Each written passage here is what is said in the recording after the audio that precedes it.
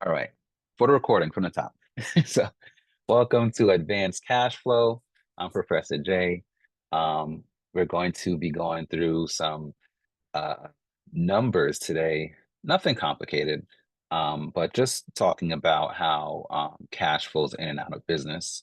And we're going to go through a couple different concepts and go through some examples, give you guys some practice, just some light practice. Who here is like good at like math is your favorite subject? If math is your favorite subject, drop an M in the chat. Math was not my favorite subject, but I figured it out with lots of studying. Excel, okay. Layla, all right, all right. So thankfully there are a lot of templates. So math doesn't have to be your favorite subject to get your cash flow right. Also, once you're making cash as a business, the first thing you want to do, right? The first person you should hire when your business is businessing is an accountant, CPA, right? Certified Professional Accountant. I believe that's what CPA stands for. Um, you want to get a real accountant, right? Because that accountant is going to make sure that all the money is going to the right places, bills are getting paid, taxes are being filed and accounted for, and things like that. So first hire, just some free advice there. All right. So let me just dip into the Google Class real quick. So have you guys been checking out Google Class? You guys been jumping in there to look at the documentation? Has anyone have any questions about anything from the Google Class? Wait. So I know like when I did, where's my Google Class link? When I did the last class, there was a lot more to do with branding, a lot of extracurricular stuff. So if you guys ever have any questions, or if you went through something and want to follow up, please don't hesitate to ask any questions.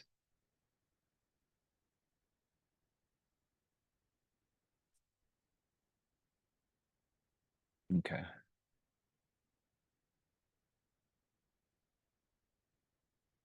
So in the Google Class, for this class, I have cash flow statements, which is a video. So I'm gonna play some of this video, but it's 12 minutes long. So I won't play the whole video tonight. But you can go to Google Classroom, watch the whole video. And then there's like another resource here which talks more about what cash flow is and how you can effectively manage it.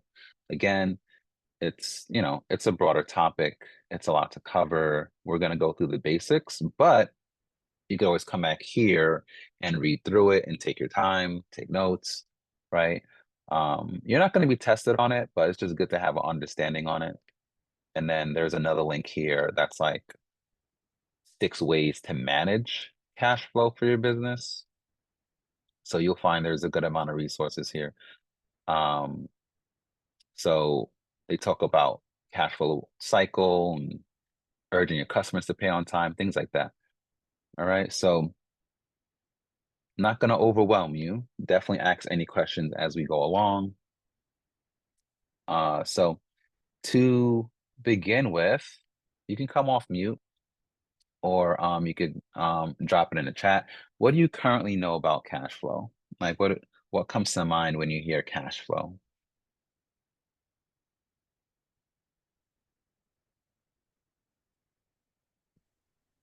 I personally remember like a diagram or something I like learned in class in school like a long time ago. Like it was like business. I don't remember it properly, but I'm pretty sure it was like business like gives money to um like some area like houses, and then because the houses give money to you and like in homes, and then it's like a diagram. I don't really remember it though. Ah, I think you watched the video I'm about to show. It sounds like it. Sounds like maybe they played this video for you. Anybody else? Any thoughts on cash flow? Or are we all new to it pretty much? I was gonna say the same thing Snigda just said, like a movement of money in and out of business or like a There project. you go. Okay, okay, yeah. All right, so I'm gonna play this video. It's not super long. I might pause it a few times just to highlight some points. You guys could take some notes during the video. But this video goes over all those basics, right? So it's gonna go into the detail of that flow of how money flows in and out of business. So definitely on the right path here.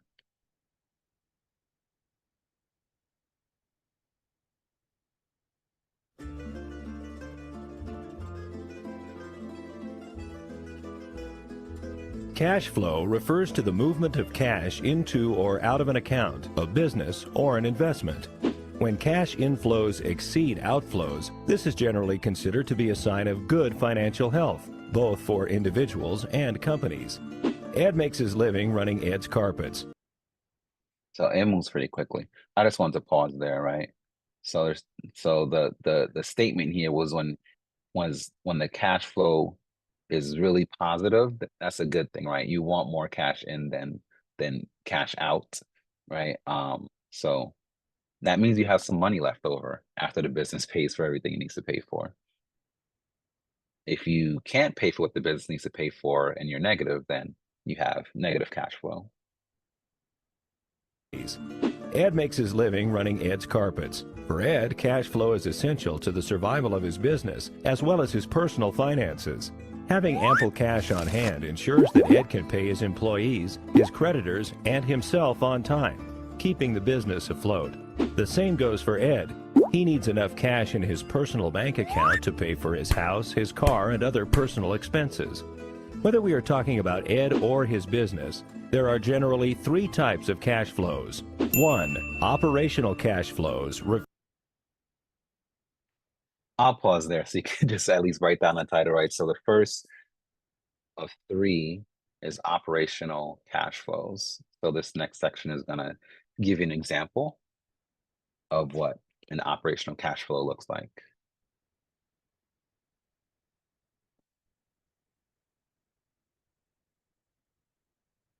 And you don't have to write down the whole bit, but at least just operational cash flow, right? That's one type of cash flow. Refer to cash received or spent as a result of a company's business activities. For example, a business like Ed's Carpets brings in cash by selling carpets and sends cash out to pay employees and suppliers. Similarly, Ed pays himself a salary, providing cash flow to his personal account. Cash will flow out to pay for his expenses such as food and housing. 2. Investment cash flows refer. All right. So pretty much operational cash flows cover how cover what the business needs to operate, literally. If you have employees, if you have a website, if you have equipment, if you're renting a space or a food truck, your operational cash flow is covering all of those needs and paying for that and paying yourself, right? A lot of times when we're starting businesses, folks don't always consider paying themselves. And it's true, new entrepreneurs might not pay themselves for a little while, but at some point you're going to need to pay yourself to keep on going. So that's also part of the business cash flow is paying yourself. Refer to cash received or spent through investing activities, basically the purchasing and selling of assets that will help grow the business, or in the case of Ed, assets that will help increase his net worth. 3. Financing cash flows. All right. So investment cash flow, just to recap, you know, you might have, let's say, some equipment you started with for your business, right? I'm going to use Mike's business here. Maybe he had a cart, a food cart, right? Little food cart. He could only make about 5 empanadas at a time, right? Business is booming, long line. Maybe he can get a bigger food cart that could do 20 empanadas at a time, right? So that's an investment into your business. And ideally, the investments you make into your business equal more business, more revenue for you, right? More cash that you're earning. Eventually, Michael might have a food truck, right? And staff, right? Folks working and pumping out empanadas and shakes, right? So each investment into your business should be specifically for the business and helping to grow your business and ideally your cash flow. All right, so then the third one they're going to do is financing cash flows. So I'll go through this. Refer to cash received through debt or paid out as debt repayments. For a company, issuing stock, paying down debt, and repurchasing shares would count as part of financing cash flows. For Ed, financing cash flows include any cash coming from loans or other types of debt, as well as payments going to pay down debts. If Ed's business comes up short on cash and is unable to pay its obligations, it will experience a cash flow crunch. All right, so that financing cash flow piece, that could be you taking out a business loan, right? You're going to borrow money from the bank. That could be you getting a business credit card. Again, you're using money that is not yours, right? You're going to use this and do a payment plan of some sort, right? So those would be examples of financing cash flows. But the one that they were saying was like issuing stock. So typically that's reserved or you're a larger business if you're issuing stock. To avoid insolvency, Ed will have to arrange some type of financing or bridge loan. A similar situation in Ed's personal accounts would also have disastrous effects that could lead to personal bankruptcy if the cash flow crunch persisted. For this reason, it is important that businesses and individuals manage their cash flow carefully and set aside emergency reserves to cushion any unexpected events. Right, so basically saving, right? Managing your cash flow, really like that last piece of saying like, you shouldn't be, for example, you shouldn't be spending all the money your business is making, right? Similar to those of you that might have worked already or received an allowance even, right? If you spend everything that comes in, you're left with nothing, right? So similar to fundamentals when they talked about budgeting, right? We talked about saving, setting money aside for a rainy day. Similar principle for a business. So business should be operating in a similar way where the business has cash reserves, right? Random question. You guys could just drop a number in the chat or shout it out. Apple, right? The business Apple. How much cash do you think Apple has in reserves? It could just be a ballpark number, not looking for anything specific. How much cash do you think Apple has in reserves? This thing that said 1 million.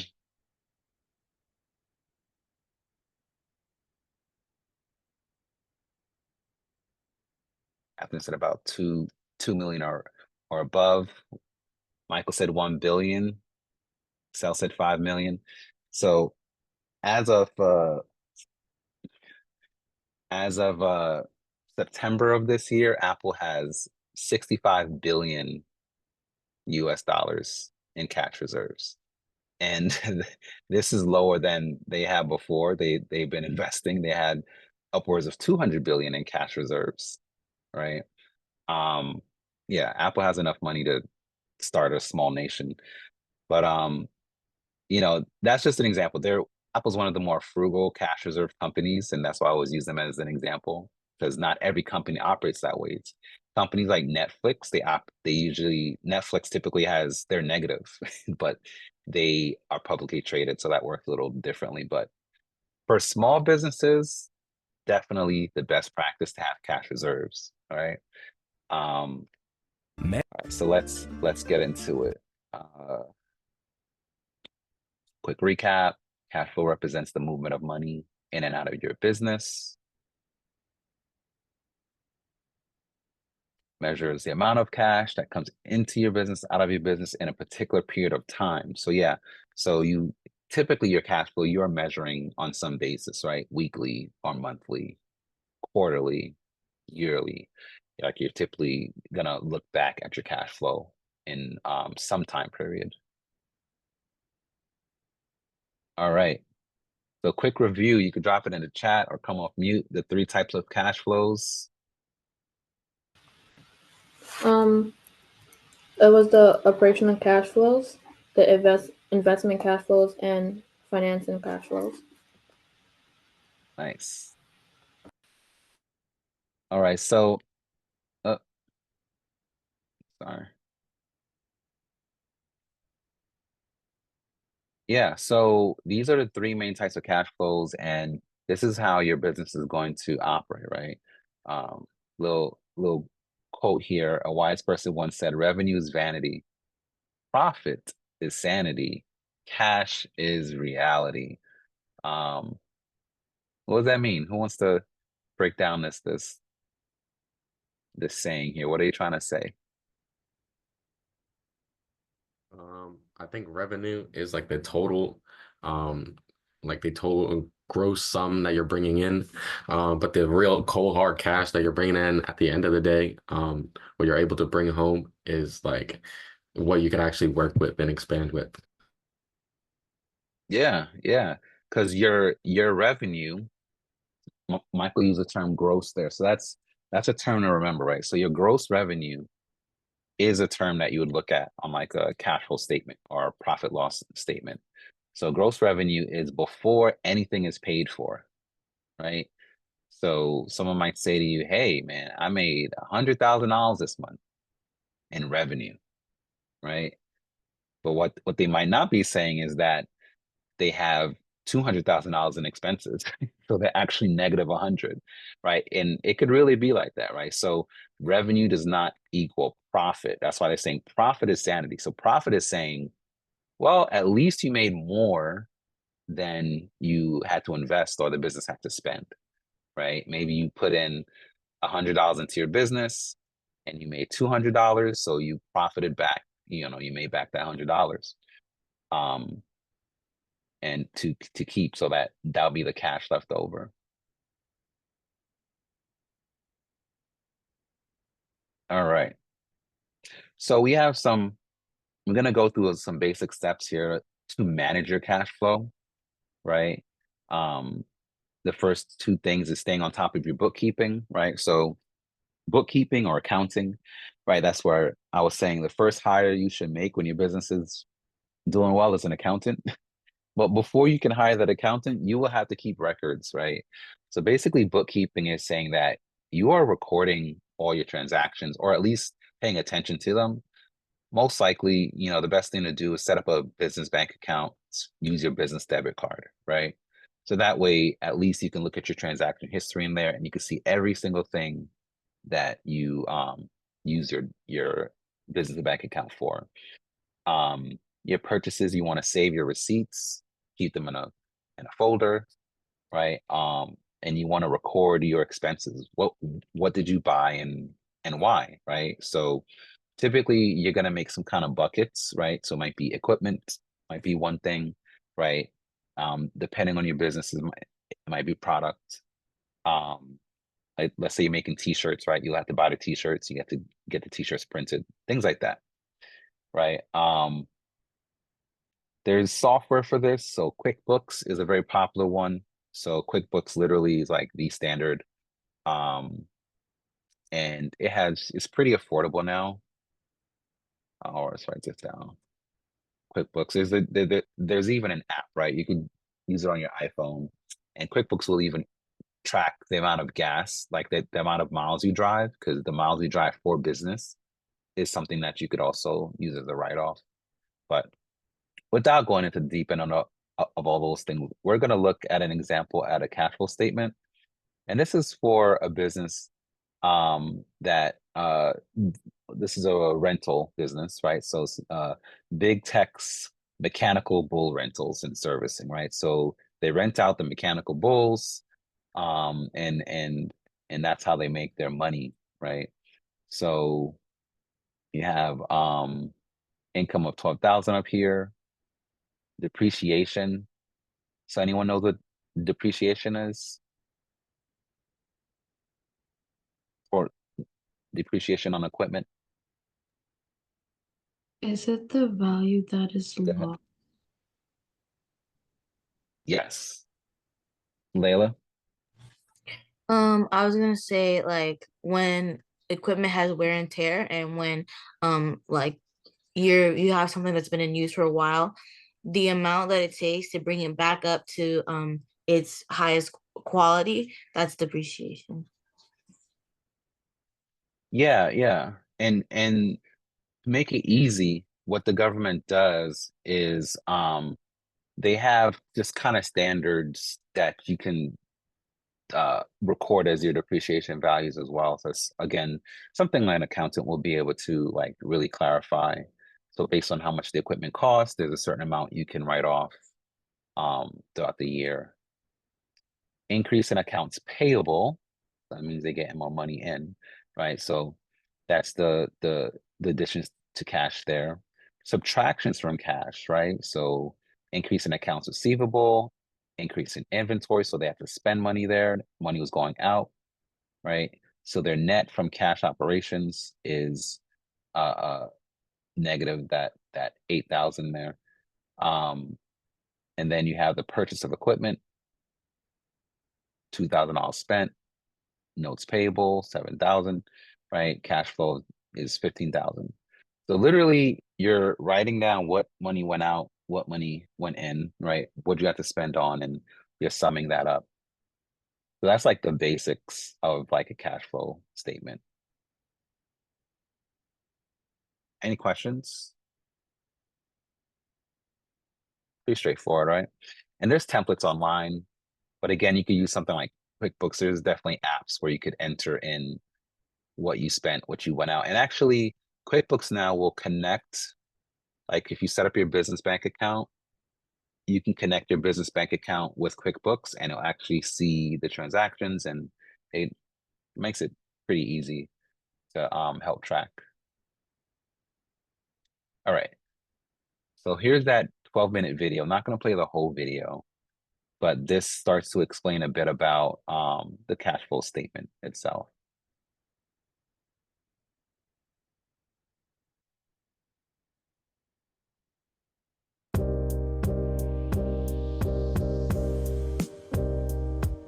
Hey, Aiden from Bench Accounting here. Today we're going to talk about cash flow statements. Cash flow is the lifeblood of every business. Even fancy venture-backed startups live or die by their cash flow. And if you're asking, how do you measure cash flow? The answer is with a cash flow statement. In this video, we'll walk you through everything you need to know about cash flow. We'll share a few handy tips on how you can better manage your cash flow, how to create a statement, and how to use your cash flow statement to make smart decisions with your money. So, what is it? Cash flow is a measurement of how much money comes in and out of your business and where it comes from and goes to. When you have positive cash flow, you have more cash coming into your business than you have leaving it, so you can pay your bills and cover some other expenses. When you have negative cash flow, you're spending more than you're making, so you will run out of money to make those payments. Okay, so why does it matter? Well, if your cash flow isn't healthy, you could go out of business, even if you're making more money than you're spending overall. How does that work? Let's say you run a small web design agency. You have 3 full-time employees. They each get paid $2,500 every 2 weeks. You just signed a huge contract to redesign the website for Global Megacorp Inc., which means this year your revenue is going to double compared to last year. The only problem is you're going to run out of cash in 4 months, and your first payday from Global Megacorp isn't for another 6 months, which means you won't be able to pay your employees for 2 months, which means they're going to quit and your agency will have to shut down unless you can scrounge a loan. Theoretically, your revenue is going to double and your expenses are going to stay the same. That's great. The problem is that revenue is going to come later than you need it. That is a cash flow problem, and a cash flow statement can help keep you out of trouble. But what is a cash flow statement exactly? It's a summary of how cash moved in and out of your business during a specific period. Let's see what that looks like. A cash flow statement is made up of 3 sections: cash flow from operations, cash flow from investing, and cash flow from financing. At the bottom, you get the total summary of cash flows for that time period. Each section shows how much cash entered and left your business, so you can see at a glance how healthy your cash flow was. If you're looking for a cash flow statement to use or look at, we've got that covered. Download our template in the description below. All right, let's take a look at how our cash flow template works. Okay. Gonna pause there. So basically, I like the format that they had here is a bit cleaner, right? So cash flow from operating activity, from investing, from financing, and you are basically putting positives or minuses in each section there. Any questions so far? I know Michael asked about the difference between increase in inventory and purchasing equipment. So inventory, typically that's referring to like ready to sell products, or like items. And then the equipment, that's typically like something your business needs to use to operate. So like maybe you need to buy more pots, right? So that'll be under the equipment. While the inventory could be like, you however you got to that inventory, you just have more of that ready to go.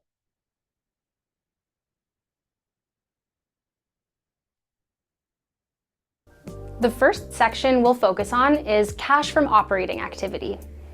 This section is what people normally refer to as profit and loss. It shows how much money you made after interest was paid to the bank and taxes to the government. You would only fill out amortization and depreciation here if you already have those categories on your income statement. This section is basically correcting your income statement to reflect where cash was actually spent rather than how the IRS views it for tax purposes. For example, you might depreciate a work vehicle over 5 years, smoothing out the cost on your taxes. But on your cash flow statement, you would show the cash reality. You paid for the whole vehicle up front.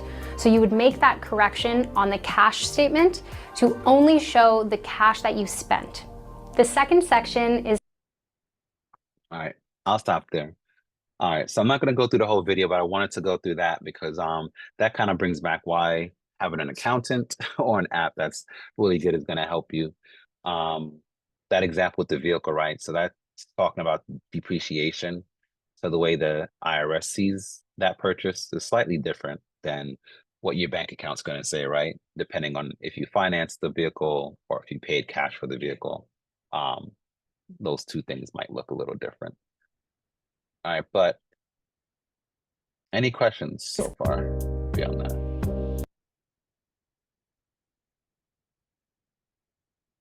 All right. So overall, not overall, sorry. So the next step here is analyzing your cash flow, right? So take the info from your cash flow statements, use it to understand how money is moving through your business, right? Very important, right? So the reason you want to document things, the reason you want to have records of how much things cost and where, what you spent on is because as you're operating your business, you want to look for ways you can save money, you can make more money, right? Or for example, bank accounts, different banks give different interest rates, right? Maybe the cash you make from your business is sitting in a bank account that's gaining 0.01%. And there's another bank that will pay you 3% on your cash that's sitting there, right? So if you're looking at that, you can say, oh yeah, let me move my money over here, make some more interest. Or it might be something like you are buying items for your business and you're paying $2 per item, where you might be able to save money by paying $1 for your item from somewhere else if the quality matches. So the cash flow is important. What you're spending money on is important, and you always want to review that and figure out, hey, does this look healthy? Is there any way I can improve my cash flow? Is there anything I could save money on? How do I navigate that? So you'll do that by analyzing your cash flow. Figure out whether you need to increase cash flow, so relying on credit cards or line of credits. Those are things you would do. Let's say you need to make a big jump, right? For example, you might have a huge order and you need to buy enough product or enough raw materials to service that order. So maybe you make t-shirts, and typically you take the cash from your profits, you buy t-shirts and you sell them. and someone's like, hey, I have this big event coming up. I need 5,000 t-shirts. Clearly, you wouldn't be able to have enough cash on hand. And then you might need to use a credit card, buy the t-shirts, sell it to that customer and pay the credit card back. So sometimes you do need to use credit, but if you're constantly using things like credit and you're now kind of bound to that, then that signs that you need to adjust your cash flow. So we'll talk about that in a little bit. Cut spending where you need to, right? So you don't want to overspend. Overspending cash can result from either from covering unnecessary expenses or paying for expenses and at unstrategic times. So there's certain things that might be flexible where you just adjust the time period that you're making purchases for your business. Walmart, when we studied them for business, I was a business major in college.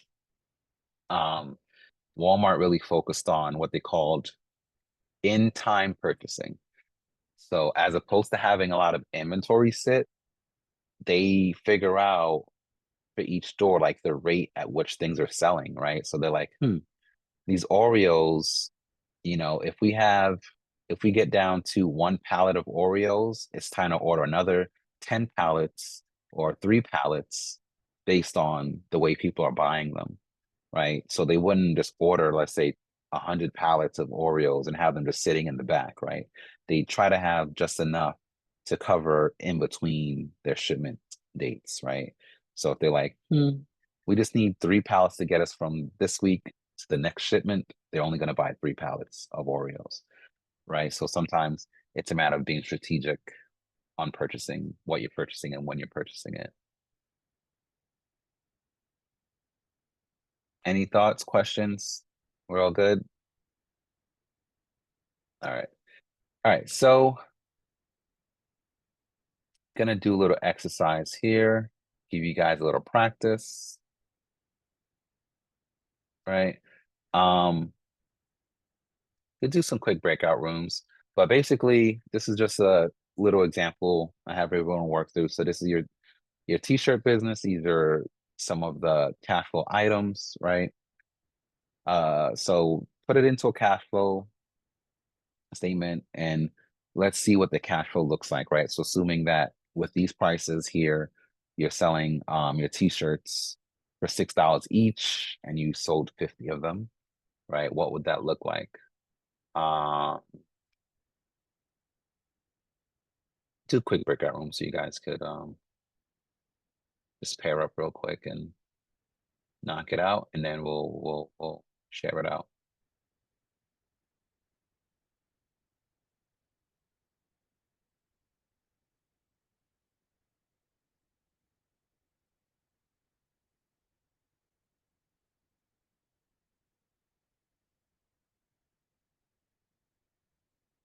All right, gonna do the breakouts now. Give you guys about I think 5 minutes should be good.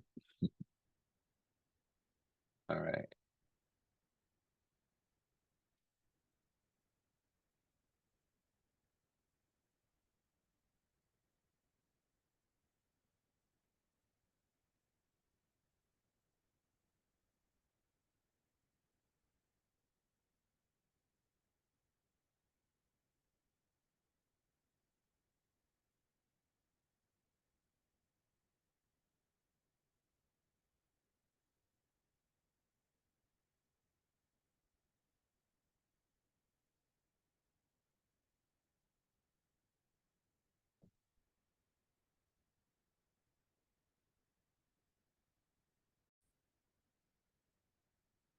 Oh, thank you. All right, who wants to share their cash flow?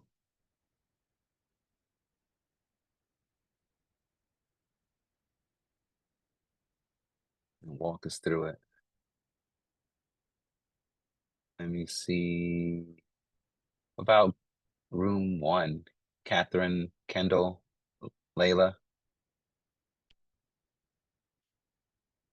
Wait, are they back yet?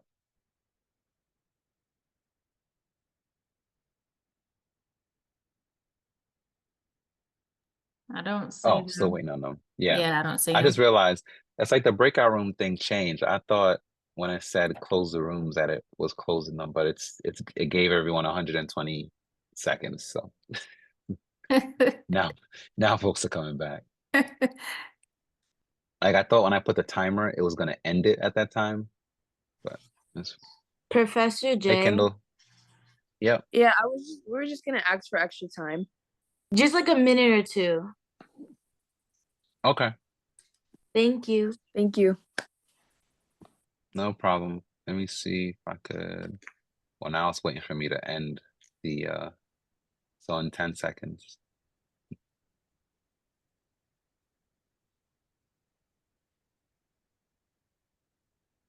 All right. I could do it again.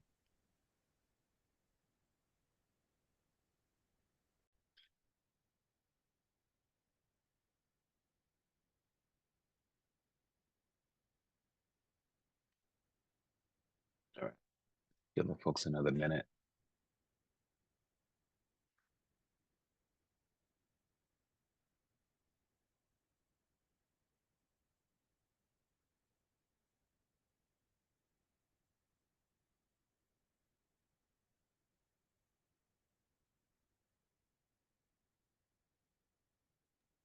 I think some of the other ones are still in there. Yeah. Aurora and Snigda. They're wrapping up. They have 32 seconds.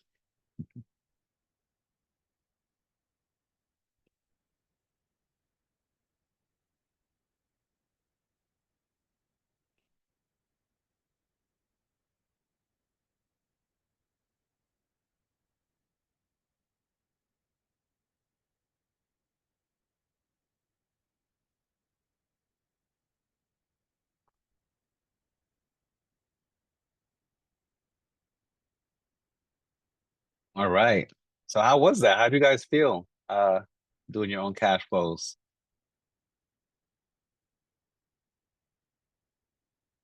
Got one thumbs up.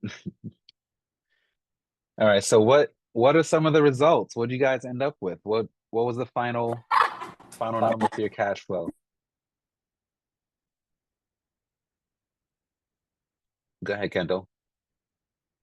Okay, so I'm definitely not sure that this is right, but for our outflow, we got 600, and then after the month, we got 300. So is that supposed to be in the negatives? Mm-hmm. Okay, negative 300. What who else? Did anyone get a negative outflow or negative final? Go ahead, Aurora. Yeah, sorry. Me and my partner got a negative alpha as well. Because, like, we got that he altogether was 600, and then what he had lost from, like, production and everything was negative 300, and then his gainings was another 300, so, yeah. All right. So what could be done about this cash flow? How can this cash flow be made positive? What factor could we change here? Or factors? We Get could Snigda.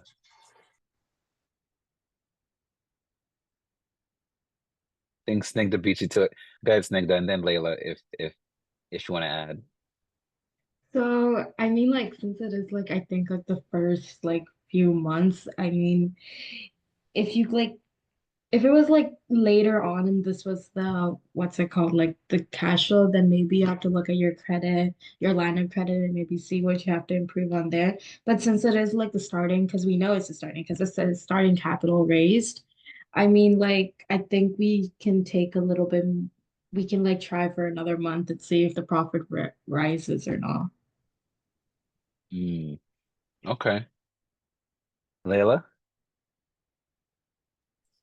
So, something that I like mentioned in my group was we don't know if the person, right, had raised money ahead of time for raised money ahead of time for like the starting of the company, right? So we don't like I gave the example like a person that's starting this t-shirt business, they could have waited to start it and saved up money for this business, and they could have saved up, like hypothetically speaking, $1,000, right?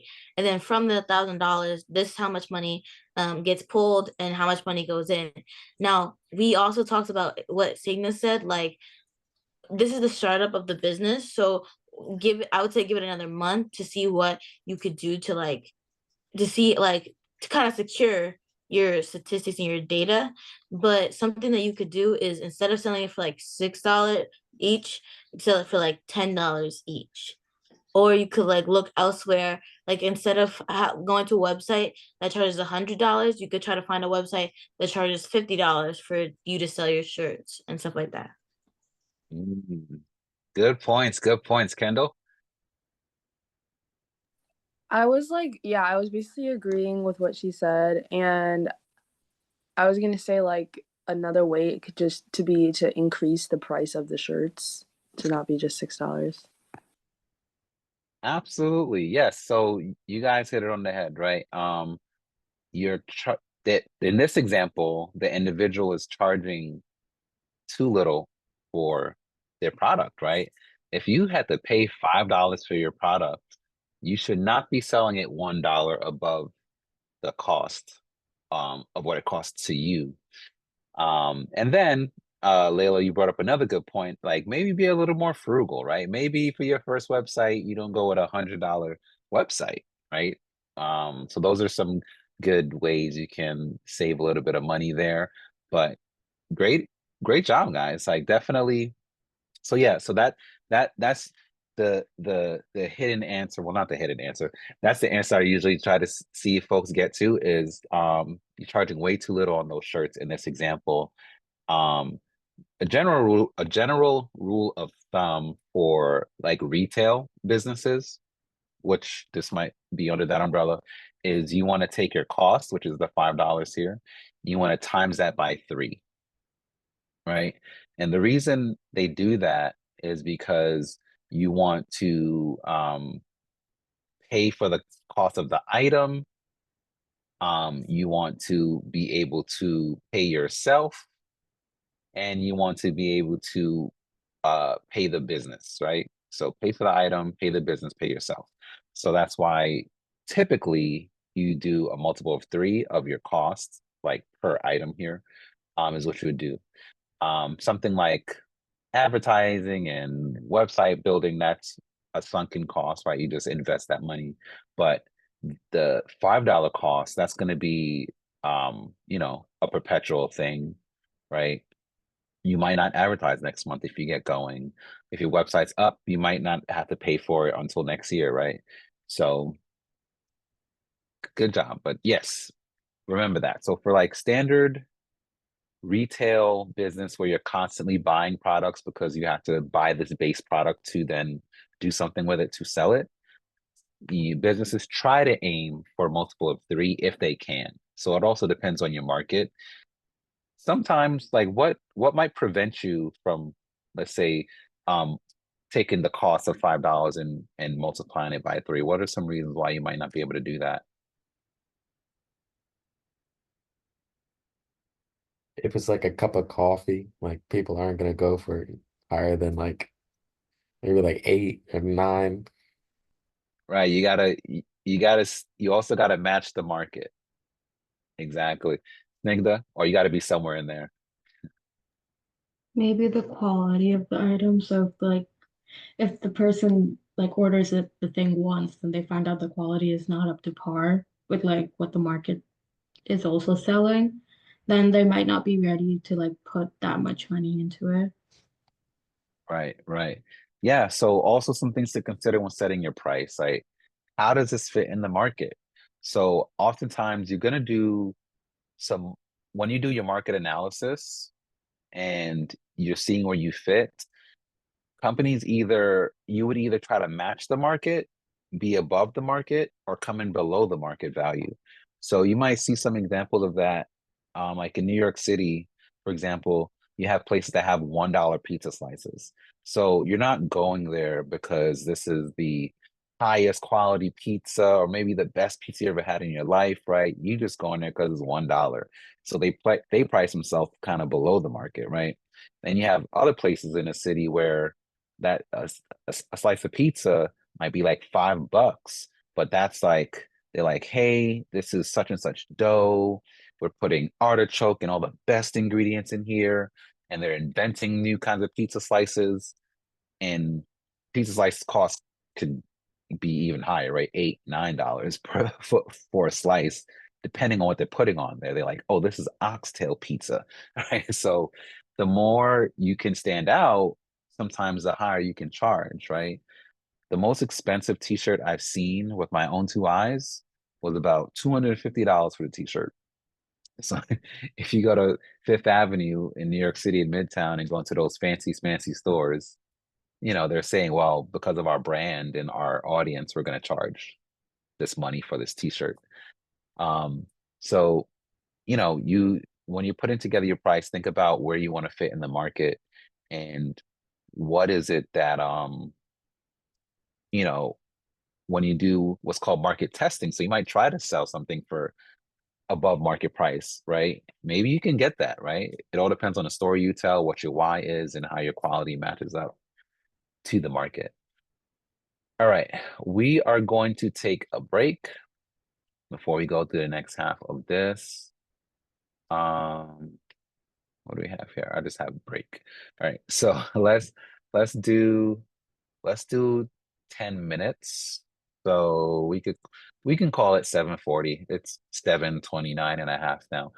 So see you all at 7:40. All right.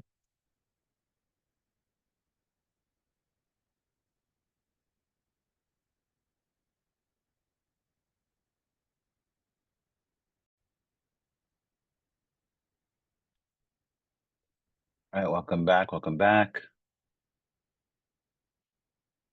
All right. All right, so picking up from our cash flow exercise. So I broke out kind of like some steps on improving cash flow. So number 6 was speed up your accounts receivable. So that's getting your payments. So it really depends on the type of business that you have. Some businesses, like let's say a food business, you are getting your money right then and there, but you might be a service provider, right? You might have clients and they might pay you at an extended time. For example, if you build a website for someone or you design a website for someone, you might take 25% as a down payment and then you get paid after the work is done, things like that. Speeding up your accounts receivable, that's what it's referring to. I know Mrs. C is a coach, so she's in the services business, so she might have some tips on accounts receivables there. But basically, you want to make it as easy as possible for people to pay you. So whether that's accepting money via Zelle, credit cards, so on and so forth, right? Make sure that's easy for folks to pay you your money. Rinse and repeat, right? So that's at the end, you analyze your statements, you see how things are working and see where you can improve. Like you guys mentioned for the t-shirt business, maybe you could save some money somewhere, right? Maybe you can just be careful in how you're spending and not buying certain things at certain times. So when you're in business, these are things you definitely want to talk through with a mentor, right? Or with your CPA. You want to attend business workshops, right? And talk to those that have done it already. So that way you can get tips from them. So definitely look at groups of where you could be mentored as well, and being around other business owners in similar spaces to you, right? Because there's so many types of businesses. What works for a plumber might not work for a lawyer, right? Two different types of businesses. So yeah. All right. The next thing I want to talk about is cash flow quadrant, right? There's this book is author here, author of Rich Dads, right? He has a Rich Dad's cash flow quadrant. Is it Robert Coyote? He's blanking on his last name. I need a lifeline here, Miss C. Um, but he has Kawasaki. a what was it?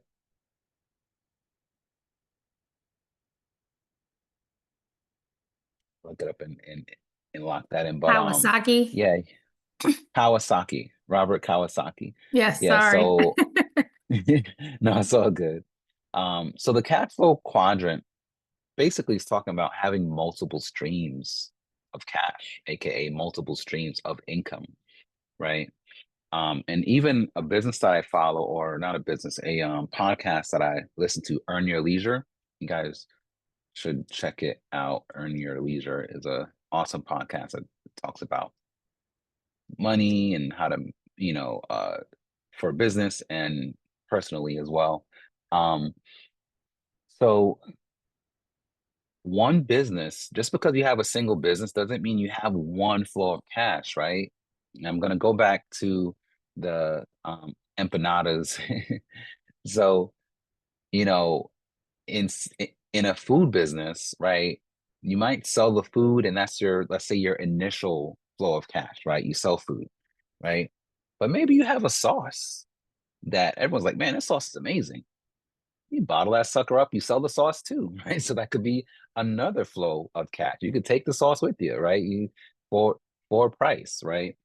Um, and then businesses often they also can partner with other businesses, right? So maybe you refer, let's say, a sister business, and you get a portion of the proceeds for every referral that you send to another business, right? So there's multiple ways. And then once your business is successful, guess what? You are now an expert. So you can start a podcast and tell people, how to be awesome in your business field. And by you being an expert and you now having your podcast, you can now get paid off of the followers that you generate. So let's say you have like 100,000 followers on your YouTube channel. Guess what? Now companies are coming to you and saying, hey, would you promote this? Would you promote that? Would you promote this? Would you promote that? And they're going to pay you, right? Um, to do that, right? So there's multiple ways that even your one business idea can have multiple streams of income in it. And you can be creative, right? For example, S.O.A.R is a nonprofit, so we don't sell products, but we look at different opportunities to raise funds, right? We have the Rock the Block event, which is an in-person event in the summertime.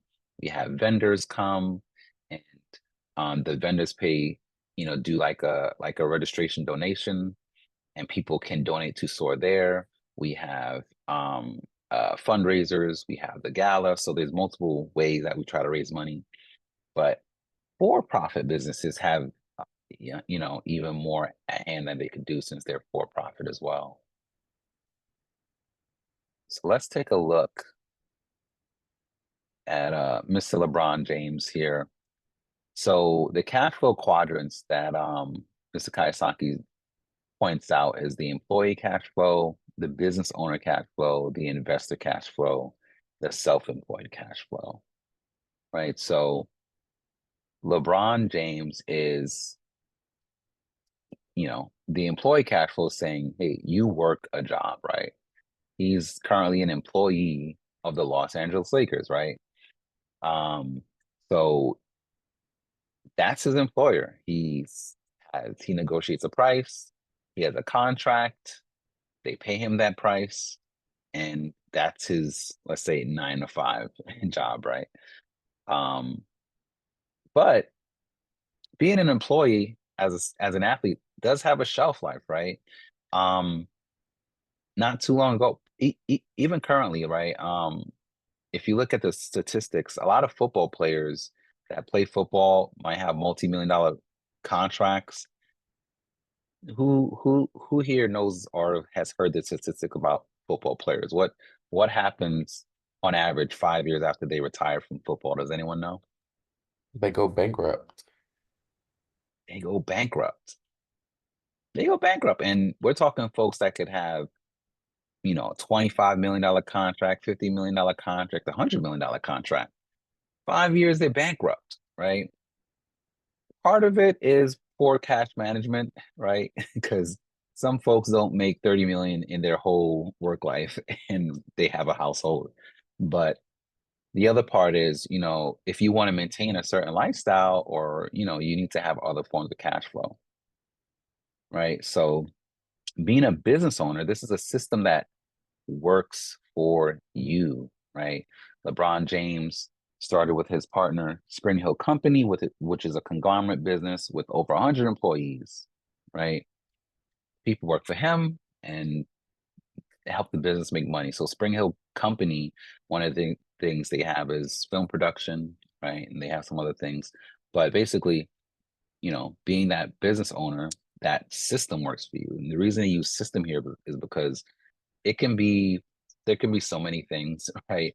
As a business owner, right? You can be a real estate investor, you can be a real estate agent.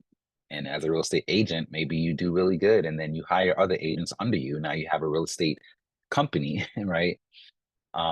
So being a business owner means you have a system that works for you. That's another quadrant. So self-employed. So they call this out specifically, right? So you own a job and the amount of active work you do determines your income, right? So the difference here is, this is that entrepreneurial route, right? So for him, it's speaking engagements, right? It's him acting in Space Jam, right? It's things that he's doing outside of playing basketball, right? So this is his self-employed time. And he's exploring other things, right? So as a business owner, you might also be an adjunct professor. You might teach classes for a university that's paying you to teach at the university, right? There's, you know, a lot of entrepreneurs end up having, more than one commitment because there's more than one way to um, employ yourself. The fourth quadrant is an investor, right? So make your money work for you, right? So LeBron James, as an investor, right? He's invested in Liverpool Football Club, Blake Pizza, right? So these kind of investments are the investments where he's investing in businesses that he sees the potential to grow in, right? So with businesses like this, you typically own a percentage, right? So you might give X amount of money, you own 10% of the company or the company's profits, right? So if the company profits $1 million, 10% of that is technically yours, right? And the more the company profits, the more value your percentages. So as a business, there's different ways you can invest, or as an individual, there's different ways you can invest, right? If you can't invest directly into a business or a sports team, you can always invest in something like stocks or mutual funds, bonds, and things like that at your, with your bank. So any questions, any thoughts around the cash flow quadrant?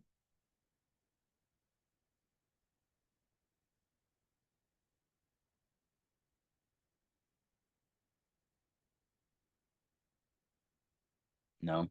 All right. Oh yeah, Miss C he also put money back in his hometown, Akron. He literally invested in his own school. I think it was iChange. Um, yeah.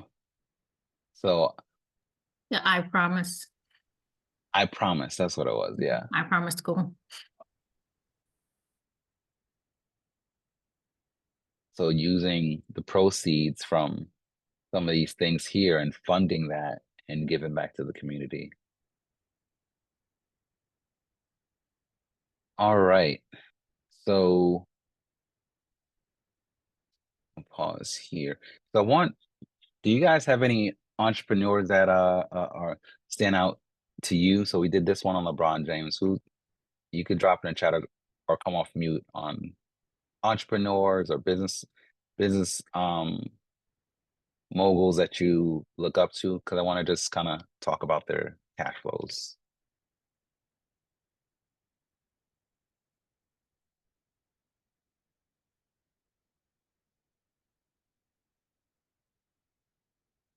Michael put Mark Cuban. That's a good one. That's a good one. Mike, what are some of Mr. Cuban's cash flows? Oh, I know he owns some sports teams. He's on television and he owns like tons of businesses. Yeah. Yeah. So he might have just sold the Dallas Mavericks, but yeah, he was major owner of the Dallas Mavericks sports team. And but he made his money as a tech um guy, right? So he had tech companies that grew in money, then he invested in other companies, and he's on Shark Tank as well, right? He was one of the sharks, investing in companies. And as an investor, when the company does well, you do well. So then you're able to get your money back. Yeah, he sold majority of his stake in the Mavericks. But all right. Anyone else? Any business folks or celebrities that invest that you guys look up to or take note of?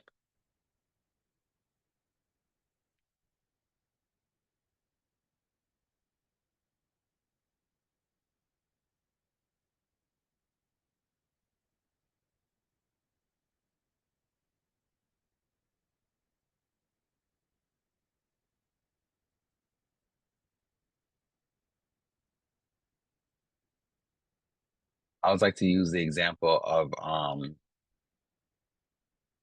Jay-Z, right?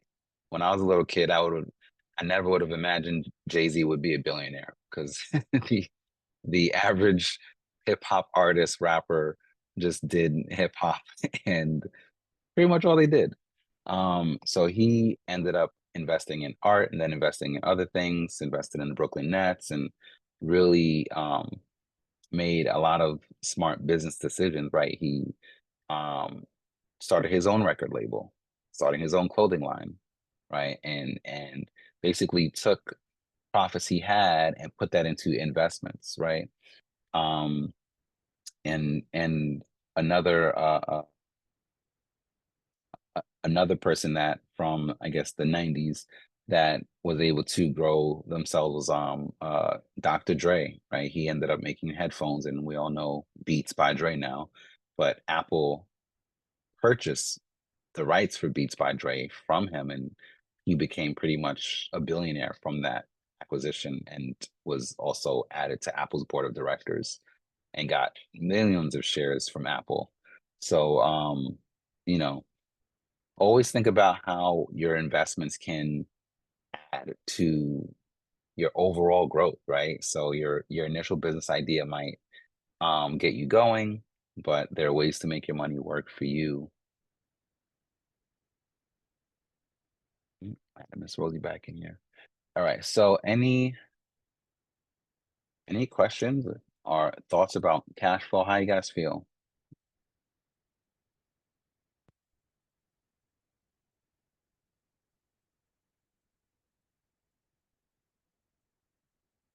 Did this make did this make sense?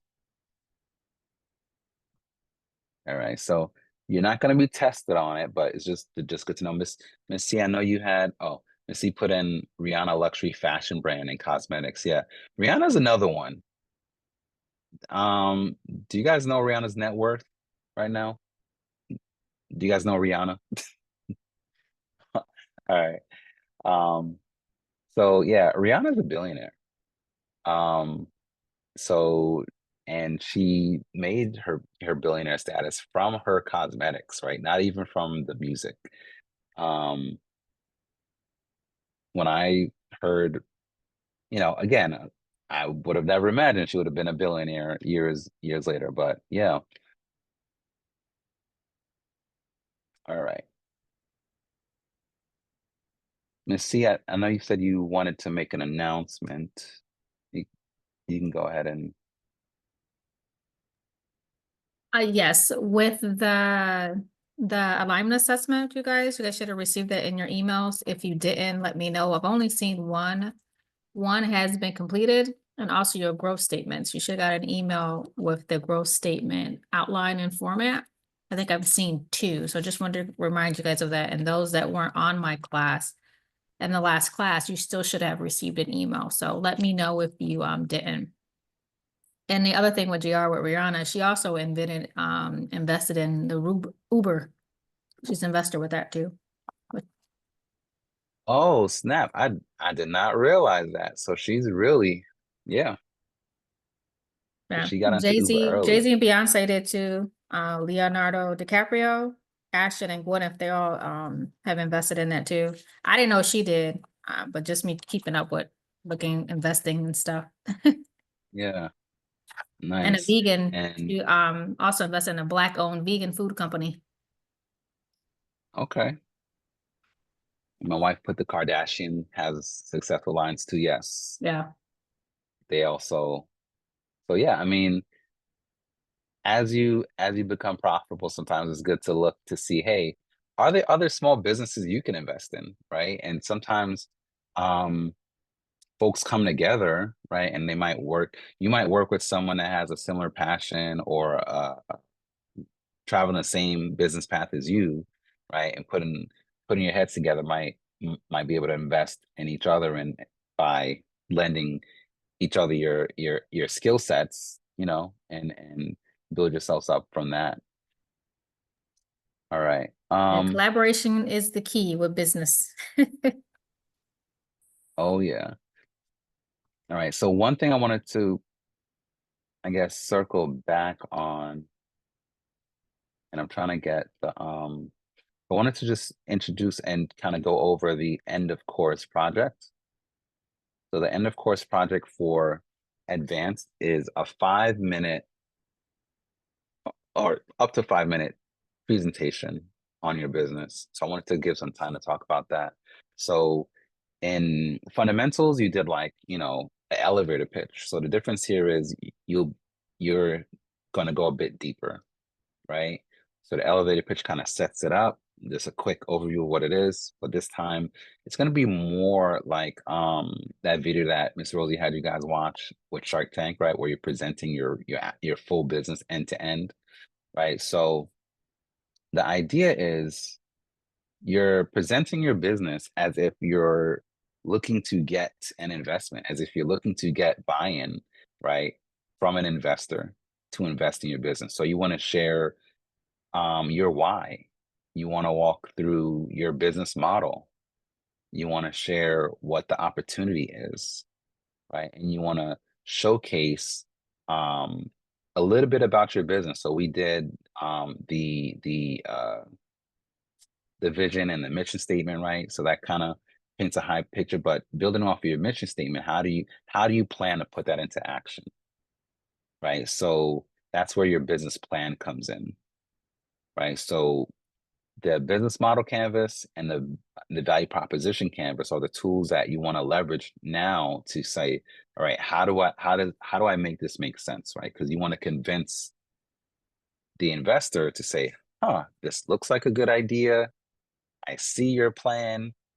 I see, your brand, your logo, and everything comes together, right? And I'm interested, right? I want to invest in you like that. That's the goal, right? Any questions about that? Like, I think everyone here completed their business model canvas and value prop, but any questions on getting to the next step of putting your presentation together? Yeah, for the presentation, should it follow like kind of like the outline of like the business model canvas to kind of like showcase like what we're presenting, or can we like take a little more like freedom and like kind of like showcase our like company ourselves? Yeah, definitely. You could you don't have to match the model canvas in your presentation. The you can personalize it, you know, create your own theme, have your tagline, right? So think of all the exercises that we did in the breakouts that was around the brand, that was around solving for the problem, and make sure you put information in there like, you know, what is it you're actually selling us, right? Why are you selling this to us? Who's your target audience, and how do you price it? Where can they get it, right? You want the presentation to cover all those bases. So you would use the business model canvas to then be able to answer those questions in your presentation, or know what you need to address in your presentation. And then you would use the value proposition to kind of make sure that when you say, oh, my goal is to help XYZ, you want to make sure you're aligning with things that they actually need. And Rosie said, think of Shark Tank, get creative. Yeah, you guys could literally just go on YouTube, Google best Shark Tank pitches, right? And just watch a few of them and take notes from there too.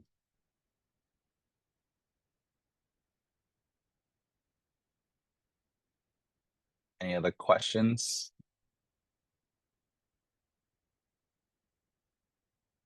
All right, so does everyone here have a business that they're modeling, or we all have that? I believe Kendall was the only one that did the research project in the fundamentals, so he would be doing the mock interview. Okay. All right, so yeah, Kendall, the mock interview is a little different. So basically, you know, it's literally as if you're interviewing. Are we doing the college, like interviewing for the college? I don't know It'll how we be mocked it. based on her resume. I believe she Yeah. not just her resume, but also what she presented on last time, like the Fashion Institute. And I believe there was one more industry she expressed interest in. But feel free to Okay. chime in, Kendall, but that's what your mock interview will be based on. And we would also base it on some of the questions you have on your resume. So it'll be a combination of everything you submit. Okay, Right. sounds good. So Thank you. Sure. And then the outline, Professor J, if I can just add, the outline for the project is also in the reminder email. So it kind of outlines what the project will be, and as well as what the mock interview would be. And then also during the perfecting communications class, we'll dive in as well. You'll get some pieces in business writing, about, you know, how to prep for your project as well. So there'll be a few pieces that you can incorporate from the remaining classes also. yeah, so yeah, Kendall, there's a line in the reminder email, highlighted, attached are important details regarding the Scholar project. So your presentation, like my wife was saying, was, you know, you're presenting about yourself, why you applied to the industry or school, and why we should hire you. And then we'll basically follow up with any questions that we have. But you do want to focus on, basically you want to be rehearsed, right? You want to make sure that this is something that you can speak to freely and naturally. The presentation doesn't have to be a whole bunch of slides. It could be, you know, 4 to 5 slides. That's just getting your points across. And then for that, we basically, you want us to feel like, oh wow, like we definitely want to move forward with this person. We want to admit you. We want to get you in here because we see that you've already committed time and effort to, you know, and investing in learning about what it is we do or how we do it. So I think that'll be good. So business pitch, visual presentation, strong opening for the business pitch, share the purpose, the benefit, offering, and our services, and have a strong close, right? So think about, I think we did an exercise where you guys came up with slogans, taglines, right? you want to incorporate everything. You want to have fun with it. You want it to be memorable, right? Because you have time to take your time, right? So this doesn't have to be something where you're rushing to get it done in 60 seconds. And I think for some of you, you were going a little deeper, but this one will be definitely where you have the time and opportunity to do so. If you need any help with PowerPoint or with Google Slides, whatever you're going to use, definitely let us know. We do, I think we still have like a prep class, right? Where or I guess in that class, we often give time to say like any last minute touches that you may need.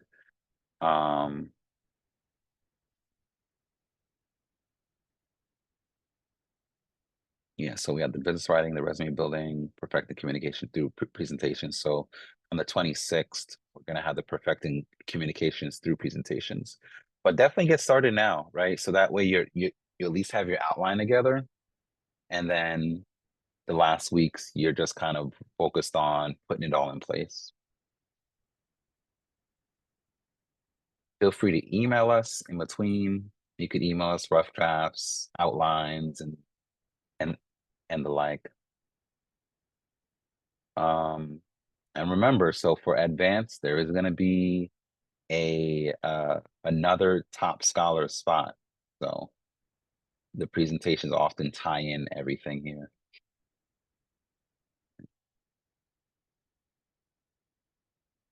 Any thoughts, questions, how we feel? Feel like we were informed on our presentations? All right. Miss Rosie put in the chat, don't forget to RSVP for the gala. Let us know if you have any questions. We definitely love for everyone to be in attendance. Are some folks out of state here? Or are we all New York, New Jersey area?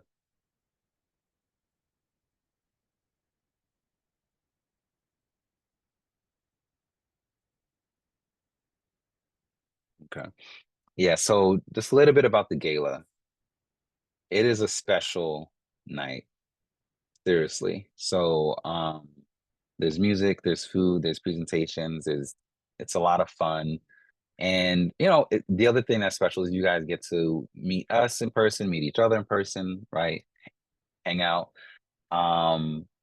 We have a lot of fun. We have a lot of fun. So definitely Jaden, go to the bathroom.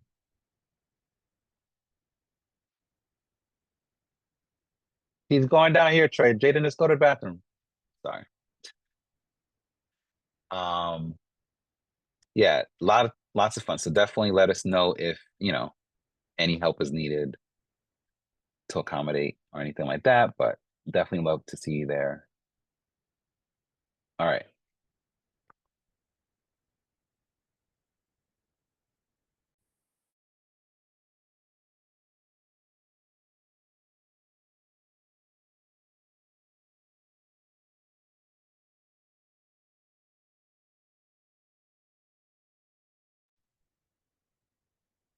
All right. So I think we are ready for our survey.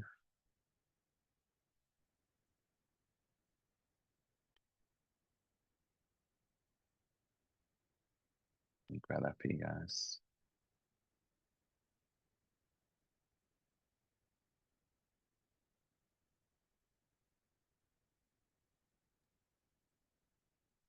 And make sure you guys check your emails again too, for that. Let me know if you did not receive one, please.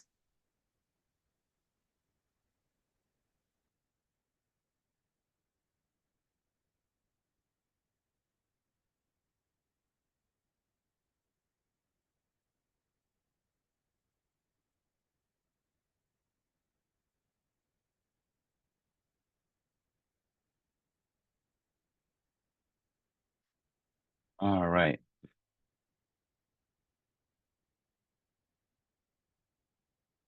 All right, so just gonna get you all the class survey. And we can wrap if anyone has no questions.